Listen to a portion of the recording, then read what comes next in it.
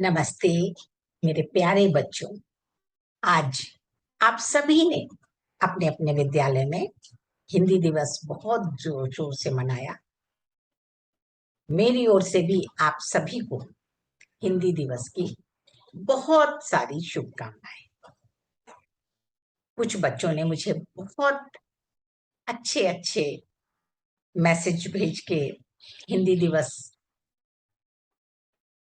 Wish किया, अपनी शुभकामनाएं भेजी और हिंदी में इतने खूबसूरत अक्षरों के साथ उन्होंने अपनी भावनाओं को लिखा, जिसे मुझे देखकर बहुत अच्छा लगा कि आप अपनी हैंड राइटिंग में एक अच्छा खासा सुधार ला चुके हैं। तिथि, मैथिली, मानवी, यशस्वी, निशिथा, गौरवी, ईशा, विद्याश्री, नमन और अर्चना, आप सभी को शुभकामनाएं प्रेषित करने के लिए हृदय से धन्यवाद। और मुझे विश्वास है कि आप सभी हिंदी के परचम को अनंत आकाश तक जरूर पहुंचाएंगे। दरअसल हमारी हिंदी है ही इतनी प्यारी, इसकी शान निराली यूं ही नहीं है, बल्कि इसमें कुछ ऐसी खास बातें हैं जो इसे अति समृद्ध और लोकप्रिय बनाती है। हिंदी भाषा पूर्ण रूप से वैज्ञानिक है। पूरी दुनिया में आज अपनी वैज्ञानिकता सिद्ध कर वैश्विक स्तर पर हिंदी ने अपनी लोकप्रियता बना ली है। हिंदी भाषा के संदर्भ में देखें तो हम अक्षर, आधा अक्षर, विसर्ग, हलंत आदि हमारे पास बहुत सारे विकल्प हैं, जबकि किसी अन्य भाषा में या आप देखें अंग्रेजी में तो ऐसा करना संभव नहीं है। अंग्रेजी में कई बार अगर हम एक ही अक्षर को दो बार प्रयोग करते हैं तो हमारे पास कोई आधा अक्षर नहीं होता, जैसे बच्चा। लेकिन हिंदी में हमारे पास ये विकल्प है। हम संयुक्त व्यंजन, द्वित्व व्यंजन आदि का इस्तेमाल करके अच्छी तरह से लिख सकते हैं, जो पढ़ने में भी और लिखने में भी आपको तकलीफ नहीं देता।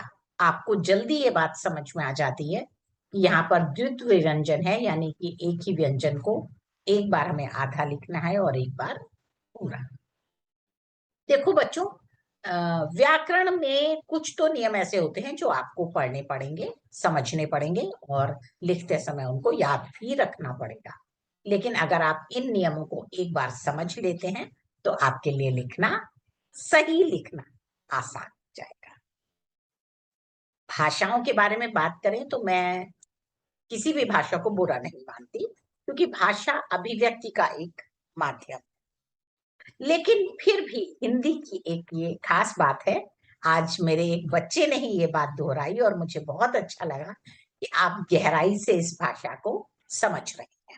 जैसे उसका कहना था कि अंग्रेजी में एक शब्द है लव, LOVE, लेकिन हमारे यहाँ अगर देखें तो इसके समानांतर कई शब्द हैं। अगर हम बहुत छोटे बच्चों को प्यार करते हैं तो वहां वात्सल्य स्नेह का इस्तेमाल करते हैं, सामान्य छोटे बच्चों के लिए स्नेह। और अगर हम किशोर और युवा बच्चों के बीच बात करें तो प्रेम। और प्यार एक ऐसा शब्द है जिसमें प्यार के साथ साथ देखभाल, परवाह, शुभकामना और मंगल कामनाएं भी छुपी हुई हैं। इसलिए आप अगर देखें तो हिंदी में आपको बहुत सारे ऐसे शब्द मिल जाएंगे जो आपके भावनाओं की फ्रीक्वेंसी को दिखाती है।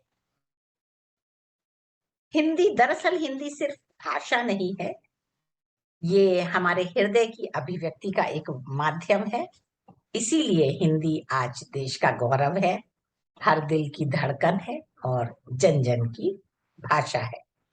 वैज्ञानिकता की बात करें तो मुझे पिछले दिनों कुछ आलेख पढ़ते हुए दो बातें ऐसी नई मिली जो मैं आज आपके साथ शेयर करना चाहूंगी।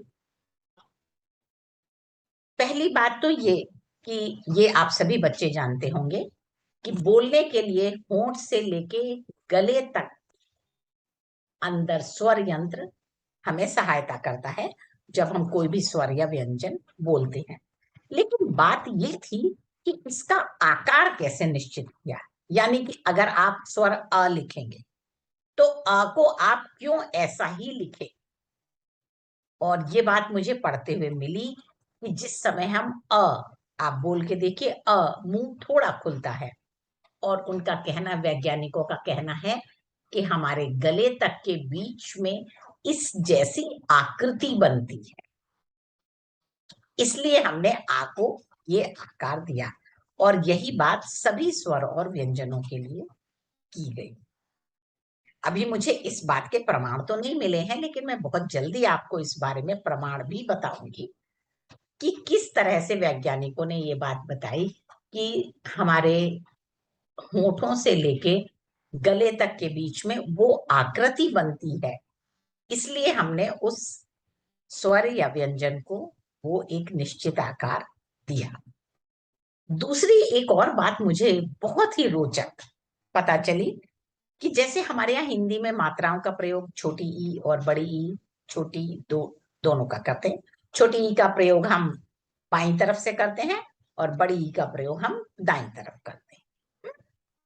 तो इस तरह से, क्योंकि हम व्यंजनों में कभी दाईं तरफ या कभी बाईं तरफ मात्रा का प्रयोग करते हैं, तो ऐसा करने से हमारे मस्तिष्क के दोनों हिस्से समान रूप से सक्रिय होते। ये दोनों बातें इतनी रोचक थी कि मुझे आज आपके साथ शेयर करने के लिए बहुत अच्छा लगा। और साथ ही मैंने अपने बच्चों को ये वादा किया था कि हिंदी दिवस के दिन आपको एक उपहार मिलेगा। तो आज हिंदी दिवस है, आज 14 सितंबर 2022, और आज आपके लिए उपहार प्रस्तुत है।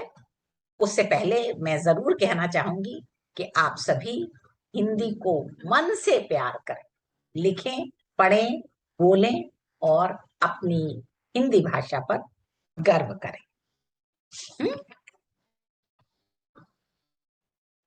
अपनी मातृभाषा में अभिव्यक्ति सबसे ज्यादा सहज और स्वाभाविक होती है, इसलिए आप खुलकर लिखिए, पढ़िए, बोलिए और आपकी मातृभाषा हिंदी पर गर्व कीजिए। ये है आप बच्चों आज का आपका उपहार।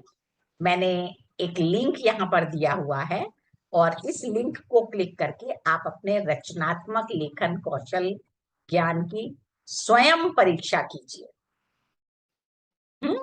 आप इस लिंक को खोलिएगा, आपको कुछ प्रश्नोत्तरी मिलेगी जिसको आप हल कीजिए और आप मुझे बताइएगा कि आपने उसमें कितने अंक प्राप्त किए। यहाँ पर भी मैं आपके 100% अंकों के लिए शुभकामनाएं करती हूँ।